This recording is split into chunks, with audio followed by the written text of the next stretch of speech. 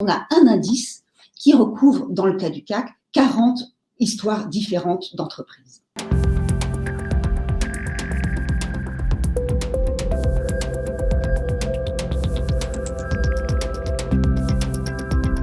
Alors c'est vrai que la bourse a surmonté la pandémie alors qu'on a du mal à voir la sortie de la crise sanitaire et du monde masqué, mais par définition les marchés anticipent. Qu'est-ce qu'il y a devant nous ? Il y a quand même la vaccination, l'espoir d'un retour à une situation plus normale en termes de consommation, etc. Il ne faut pas ignorer qu'un certain nombre de chefs d'entreprise cotés anticipent une croissance à 2 chiffres cette année de leur activité, par rapport à une année 2020 qui avait été effectivement difficile, mais quand même une croissance à 2 chiffres, c'est quelque chose que la bourse valorise et qu'elle accompagne, elle est dans son rôle. La deuxième explication, qui n'est pas spécifique à la pandémie, c'est que depuis une dizaine d'années, les banques centrales règlent les crises toujours de la même manière, c'est-à-dire en injectant énormément de liquidités dans le marché. L'idée, c'est s'il y a beaucoup d'argent, les taux sont bas, du coup les entreprises et les ménages investissent. Elles ont refait la même chose l'an dernier au mois de mars, quand c'était la panique, aussi bien la Banque centrale européenne que la Fed américaine, elles ont remis des liquidités. Mais au fil des années, on parle de milliers de milliards de dollars et d'euros qui ont été injectés. C'est beaucoup plus que ce dont l'économie a besoin pour repartir, pour l'investissement. Donc, qu'est-ce qu'on fait avec tout cet argent ? On le place. Et on le place où ? Dans le Bitcoin, on le place dans l'immobilier et en bourse. Si bien qu'à chaque fois qu'il y a un crack, il peut être violent.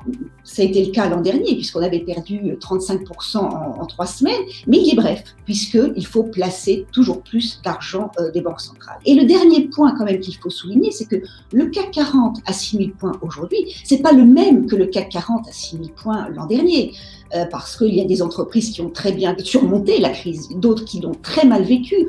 Certaines ont des bonnes anticipations aujourd'hui, et alors que d'autres, tout ce qui concerne le tourisme, le transport, etc., on ne va pas sortir de la pandémie de la même manière. Donc en fait, on a un indice qui recouvre, dans le cas du CAC, 40 histoires différentes d'entreprises.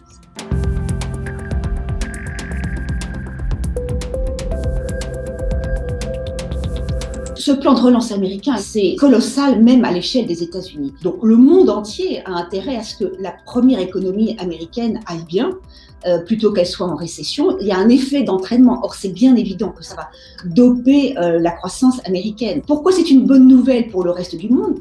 D'abord, les entreprises étrangères, les entreprises françaises qui sont installées aux États-Unis vont profiter de cette accélération de la croissance. Elles vont travailler beaucoup plus. Donc, c'est une première manière de transmission au reste de l'économie. La deuxième chose, c'est que le plan de relance américain est très orienté sur la consommation. La consommation, c'est quelque chose d'essentiel aux États-Unis. Elle représente 70% du PIB américain. Et dans ce plan de relance, on prévoit donc la distribution à chaque Américain d'un chèque de $1 400. Et il faut dire que le plan Trump de l'an dernier avait déjà conduit au versement d'un premier chèque aux Américains. Donc on prévoit que forcément, ils vont beaucoup consommer. Et ce qu'ils consomment, mais ce qu'ils ne produisent pas, sera importé. Donc, toutes les entreprises qui peuvent accéder et répondre à la demande des Américains vont exporter aussi aux États-Unis. Donc, c'est de cette manière que le plan de relance et la santé de l'économie américaine, qui est donc encore une fois la plus puissante au monde, peut tracter le reste de l'économie et les bourses étrangères. Par ailleurs, la spécificité de cette crise, c'est que les ménages américains, dont j'ai dit qu'ils ont déjà reçu 2 chèques, et comme le reste du monde, ils n'ont pas pu dépenser comme ils le voulaient, on ne voyage plus, etc. Et c'est vrai pour les États-Unis, mais pour le reste du monde, pour l'Europe, il y a une épargne accumulée qui est considérable. On parle de 1600 milliards de dollars d'épargne des ménages accumulés aux États-Unis. En France, c'est moins, mais on n'arrête pas de citer ce chiffre de 200 milliards d'euros d'épargne supplémentaire qu'on n'a pas pu dépenser. Et tout ça est potentiellement un réservoir pour la consommation. On fantasme beaucoup sur que vont faire tous les détenteurs de cette épargne, de cette masse d'argent, mais potentiellement, ça peut soutenir aussi l'économie, les entreprises, voire peut-être que certains vont investir en bourse. Donc on est potentiellement dans un cercle vertueux, ce qui fait rêver les marchés aujourd'hui.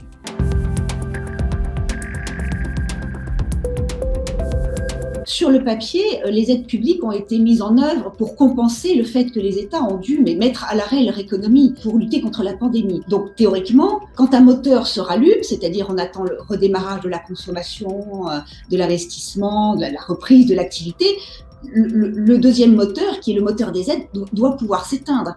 Alors ça c'est assez simple, mais on voit bien que l'économie ne va pas repartir de manière uniforme. Prenons l'exemple de deux entreprises, Renault et Air France, qui ont bénéficié l'an dernier d'un gros prêt garanti par l'État. Renault veut le rembourser rapidement. Air France, ça ne va pas être le cas. L'État va même devoir poursuivre et augmenter son soutien à la compagnie aérienne. Donc c'est vrai que ça ne va pas se faire de manière uniforme. Donc plus l'économie est empêchée, plus il va être difficile de soutenir des entreprises à bout de bras, même si Bercy continue d'innover. Il a annoncé récemment des prêts participatifs pour aider les PME et les ETI. Ceci dit, les entreprises qui sont cotées en bourse sont souvent celles qui sont le plus ouvertes sur le reste du monde, donc qui peuvent profiter de la reprise américaine, on en a parlé, de la reprise asiatique. Donc ce ne sont pas les plus concernés par l'arrêt à venir de tout le filet de sécurité publique, mais néanmoins on comprend bien qu'il reste énormément d'incertitudes et que la trajectoire du CAC 40 passant de 6 000 à 7 000 points, ça ne va pas être linéaire du tout.